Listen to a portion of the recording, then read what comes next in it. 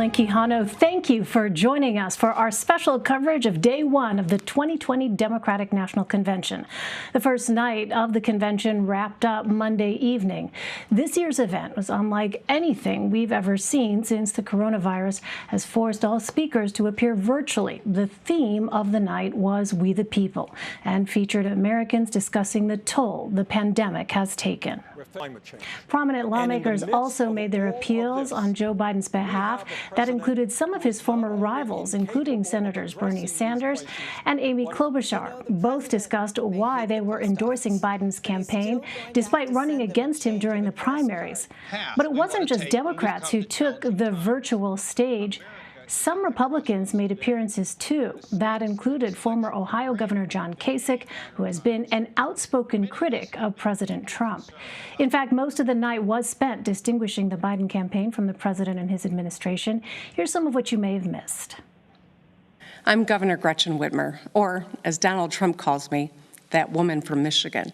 But while we were peacefully protesting, Donald Trump was plotting. He stood in front of one of our most treasured houses of worship and held a Bible for a photo op.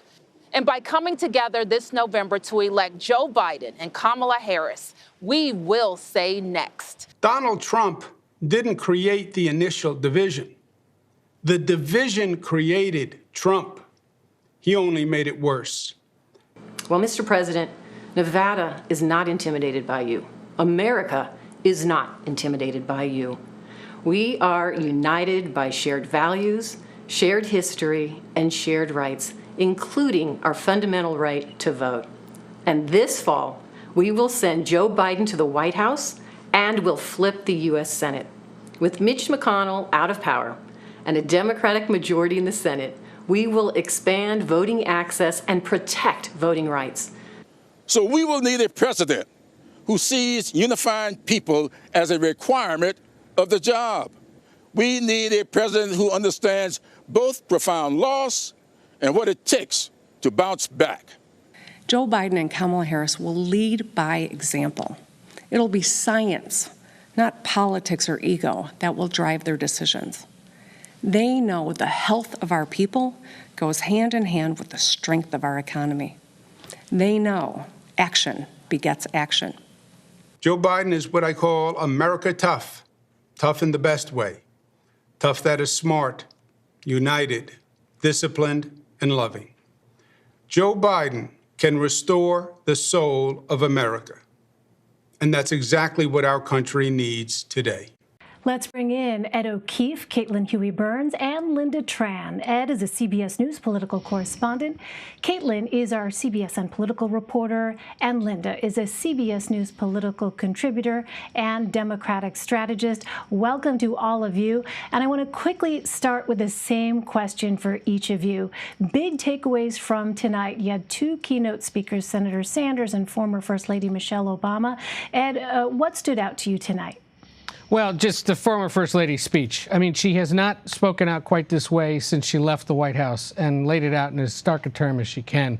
And I think one of the things I noticed right away that a lot of people were reflecting on is she couldn't have given this kind of speech, delivered that kind of message in a cavernous basketball arena. She had to do it this way. And I think she's tailored it to the format in a way that some of the others who will speak this week are not accustomed to, frankly. I mean, she came up in the Instagram era of politics, in this time of when certain political figures are very good speaking directly into a camera, even if it's just their own, and trying to reach millions of people. And she did it tonight, laying out in stark terms why it is that the nation needs to remove Donald Trump from office and put in Joe Biden instead, nodding to the fact that there are people in this country who won't take her seriously because she's a black woman, and laying out something, I thought this was quite profound, that she's one of the few people to really know the true awesome power of the presidency because she has seen it so intimately as she did when her husband was president. So a really, masterful job by her, and we'll see how effective it is.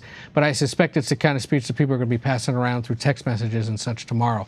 But the other more interesting one, I think, was Bernie Sanders's, of course, because he was asked tonight to do something he didn't do 4 years ago, and that was to give a complete bear hug to the person he lost to and say that that person needs to win the election. He did it tonight to Joe Biden. And I heard things from the absolutist Bernie Sanders that I never thought I'd hear, which is that, look, I disagree with him on health care, on the minimum wage, on how far he'd go on union rights, but at least he's going in the right direction, and that what he's put forward is good enough for now, and that his supporters should be backing him up. So really quite something for Sanders to do that in a way that I haven't seen him do it before, and on the biggest stage possible.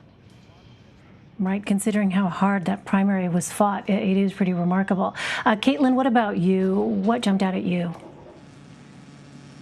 Well, to pick up on a couple of themes from Michelle Obama's speech, which I think are really important, Ed makes a great point about how this was really made for an audience that was sitting at home. You saw her backdrop of a living room and really speaking to an audience directly. And I think one of the messages that she was trying to get across was trying to get above politics and kind of get to the meat of the matter, telling voters at home and potential voters that Donald Trump is just not the person for this moment. And she said, it is what it is. And I thought that was a really powerful line that I think speaks not only to voters who didn't turn out in 2016. And remember, in Michelle Obama's documentary, Becoming, which is on Netflix, she talks about how discouraged she was by all the work she and her husband had put in to see voters not turn out in 2016, speaking to them, but also to voters that we saw in 2018, especially women in the suburbs who had voted Republican in the past and switched to Democrats.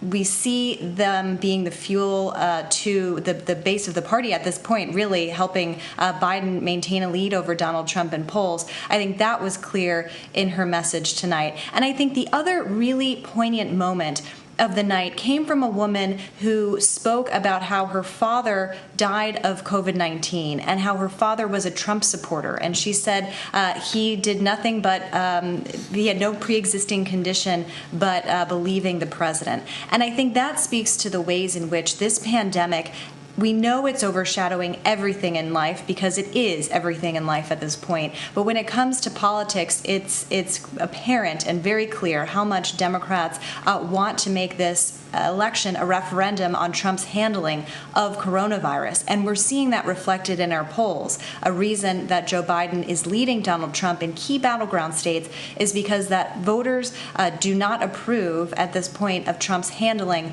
of coronavirus, even if they approve of Trump's handling of the economy. Right, we've seen those numbers reflected in a number of polls. Lynda, I'm really curious about your thoughts as you watched this day one of the convention tonight, because you're someone who knows firsthand the challenges involved in a traditional convention. Now you have this pandemic, which has forced this virtual format. What did you see tonight that really stood out to you? Well, first and foremost, I agree with Ed and Caitlin about Michelle Obama and her speech and it being such an incredible standout for the night.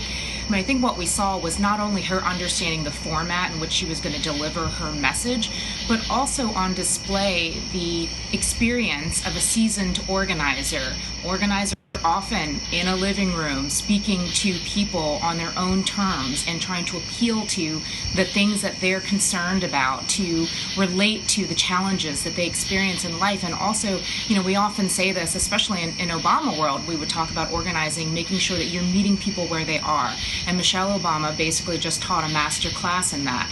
Not only did she walk through the shared experience and the pains that Americans are experiencing today, but she also frankly gave a pass to those who might not have otherwise felt like they were on Team Obama or that they were, thinking about the same things that a Michelle Obama or a traditional Democrat might.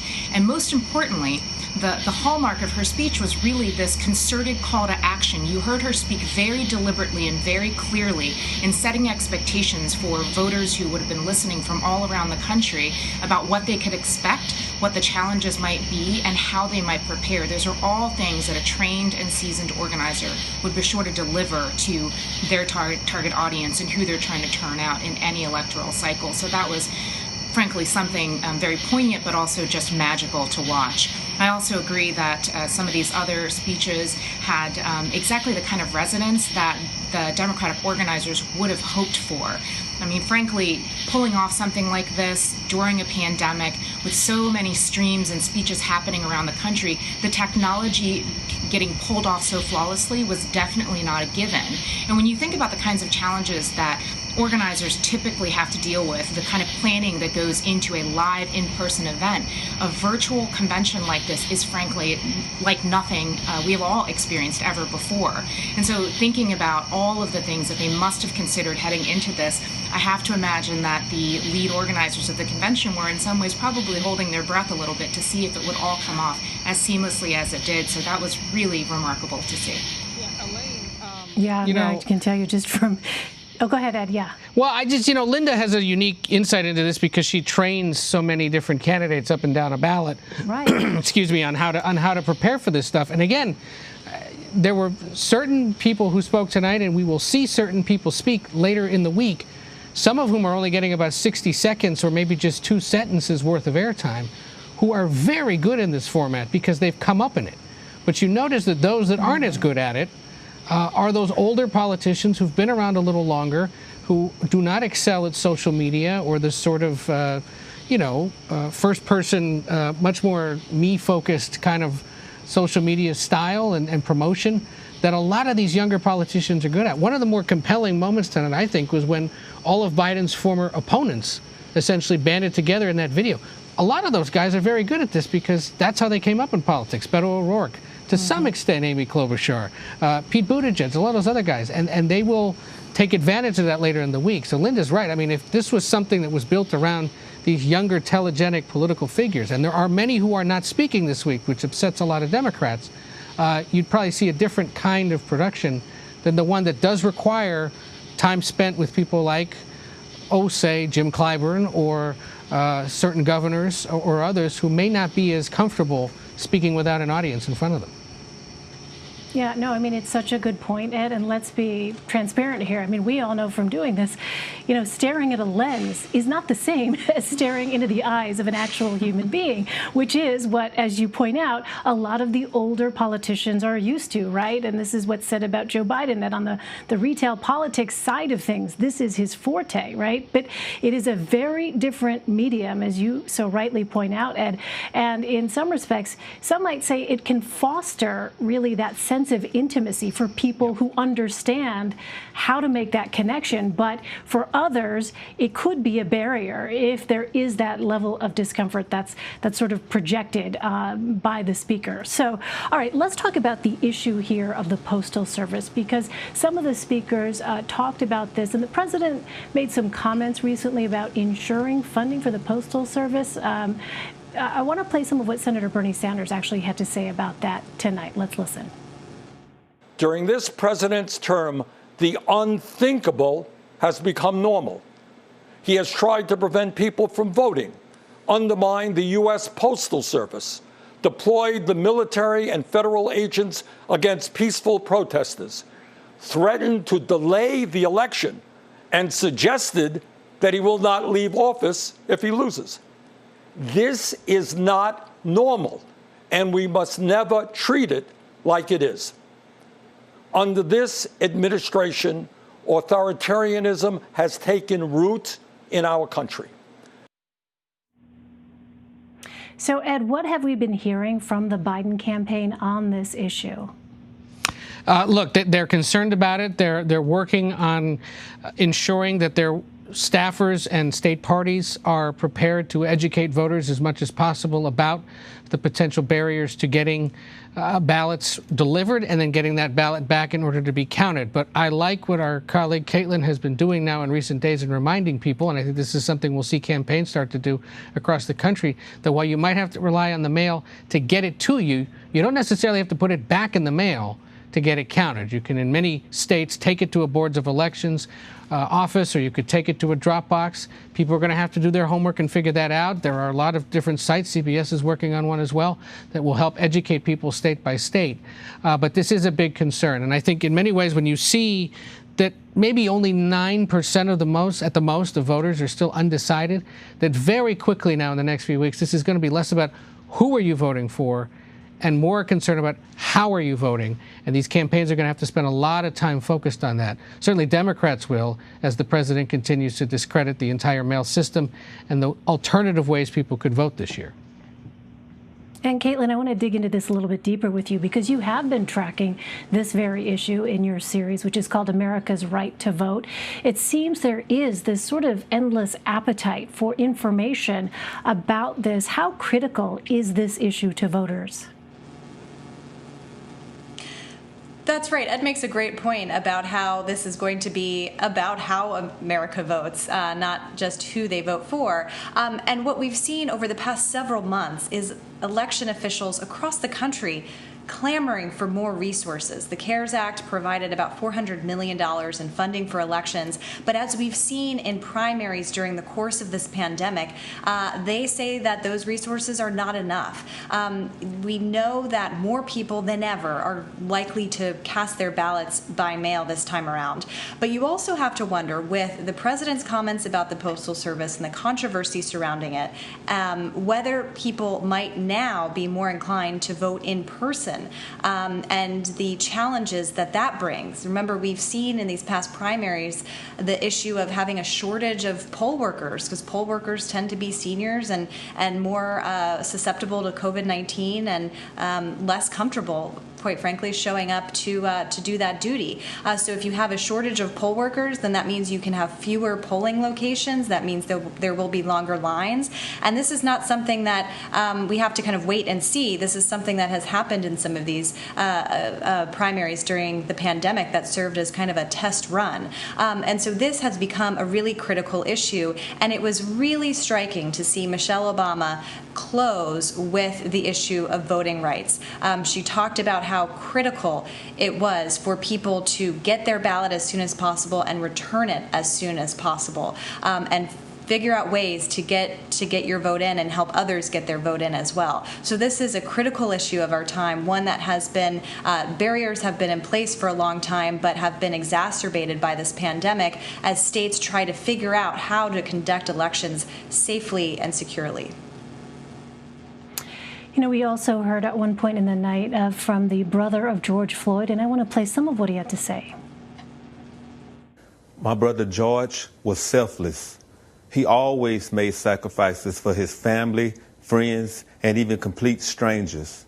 George had a giving spirit, a spirit that has shown up on streets around our nation and around the world. People of all races, all ages, all genders, all backgrounds, peacefully protesting in the name of love and unity. It's a fitting legacy for our brother, but George should be alive today. Breonna Taylor should be alive today. Ahmaud Arbery should be alive today. Eric Garner should be alive today.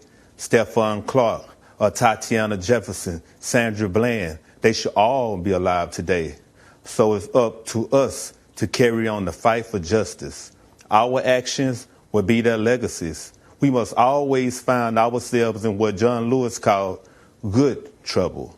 For the names we do not know, the faces we'll never see, those who can't mourn because their murders didn't go viral. Please join me in a moment of silence to honor George and the many other souls we lost to hate and injustice. And when this moment ends, let's make sure we never stop saying their names. We didn't hear it there, but he led that moment of silence. It was a powerful moment indeed. And Lynda, I want to just get your take on that moment, because for so many people, the image of George Floyd is just indelibly etched into their minds. And we saw, of course, in the wake of his death, the protests that emerged all across the country, not just in cities, but as I know Caitlin has reported, in small towns as well throughout the United States, people from different backgrounds who came together to protest his death. Why was that, you think, on night one important with respect to the Democrats' opening sort of message to voters out there that he would be front and center as this convention unfolded? It's it's just such a dramatic contrast with the way that this administration has chosen to respond not only to that horrific moment of police violence, but also in the aftermath, in seeing all of these protests that, as you point out, have happened in all kinds of communities and cities, large and small, all around this country.